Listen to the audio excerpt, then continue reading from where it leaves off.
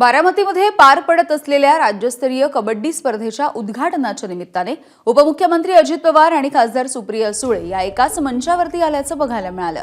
तर याच कार्यक्रमामध्ये सुप्रिया सुळेंना भाषणाची संधी दिली नाही, त्यावरून त्यांनी भाष्य केलंय। तर पंकजा मुंडेंची गळाभेट घेण्यावरून सुद्धा त्यांनी प्रतिक्रिया दिली। प्रोटोकॉल प्रमाणे सगळ्यांनी त्या ठिकाणी भाषण केले। मंत्र्यांनी प्रोटोकॉल प्रमाणे भाषण केली, मात्र भाषणासाठी कुठेही तुमचं त्या ठिकाणी नाव घेण्यात आलं नाही। ते तुम्ही त्यांना विचारा। तुम्ही नाराज त्याबद्दल नाराजी व्यक्त करता? नाही ते आता सरकारचा कार्यक्रम आहे, मी विरोधी पक्षात आहे। पंकजाताई माझ्या खूप वर्षाच्या त्या आणि त्यांच्या बहीण ज्या आहेत त्या माझ्या अनेक वर्षाचे अतिशय कौटुंबिक संबंध आहेत त्या कुटुंबाशी।